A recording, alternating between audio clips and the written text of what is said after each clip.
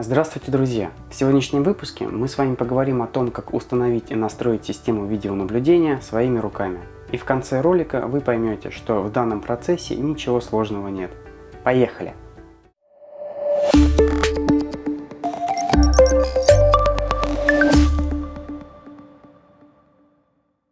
Для тех, кто не в курсе, мой канал 22 сотки посвящен строительству частного дома и просто загородной жизни. На данном канале я буду вам показывать и рассказывать все этапы строительства, подключения тех или иных коммуникаций, ну и, конечно же, работы по внешней и внутренней отделке. Итак, что касательно темы установки системы видеонаблюдения, то в данном ролике я постараюсь максимально подробно рассказать и показать весь процесс по монтажу и установке камер. Для того, чтобы вы поняли, что в данном процессе нет ничего сложного и с ним справится абсолютно любой человек без какого-либо опыта с системами видеонаблюдения, то все работы по установке камер будет выполнять моя подруга Наталья.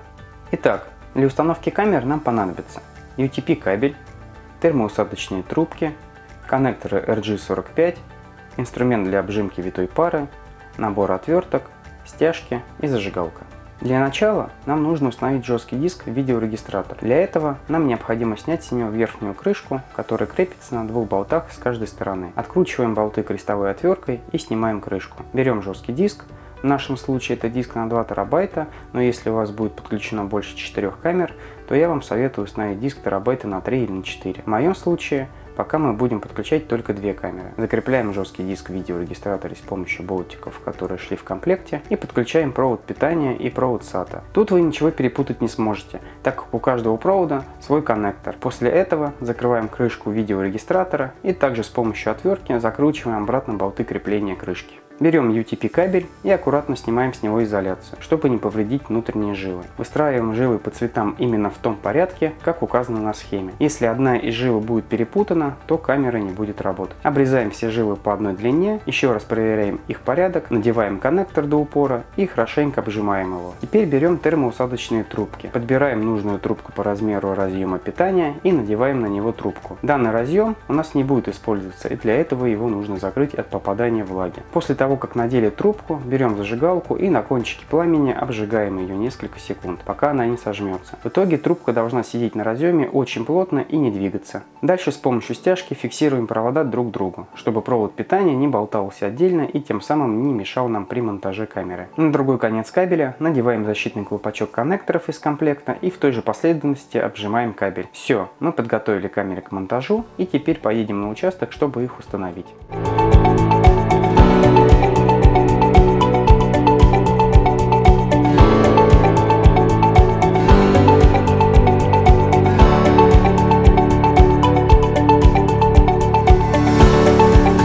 Для установки камер в нашем случае понадобится шуруповерт со сверлом по дереву. Просверливаем в раме отверстия для того, чтобы нам завести кабели в дом. Отверстия должны быть такого размера, чтобы в них можно было завести в нашем случае 2 кабеля сразу. Идем на улицу и отмеряем нужную длину кабеля для каждой камеры с запасом для последующего комфортного монтажа. После того, как мы отмерили длину кабеля, заводим его в дом через отверстия, которые мы сделали. В доме длина кабеля тоже должна быть с запасом, чтобы нам было комфортно подключить и использовать систему видеонаблюдения. Теперь приступим к установке самих камер в нужном для нас месте. Каждая камера крепится на 3 самореза, которые идут в комплекте. После установки камеры подключаем к ней наш кабель и закрываем его защитным колпачком. А для того, чтобы наш кабель не болтался, рядом с камерой мы вкручиваем еще один саморез и с помощью стяжки крепим к нему кабель. По такой же схеме устанавливаем и вторую камеру. При монтаже камер сразу наведите их на объект съемки. Но после того, как мы все подключим, мы уже точно поймем, как нам нужно будет подкорректировать их расположение. Идем в дом и обжимаем оба кабеля. К монитору подключаем кабель видеосигнала, в нашем случае это кабель VGA, и кабель питания. К видеорегистратору подключаем другой конец кабеля видеосигнала, провод от блока питания и мышку. Далее подключаем сами камеры. Камеры можно подключать любые для них разъемы, а потом при необходимости в самой прошивке поменять их отображение в удобной для вас последовательности. Подключаем монитор и видеорегистратор в розетке и включаем их.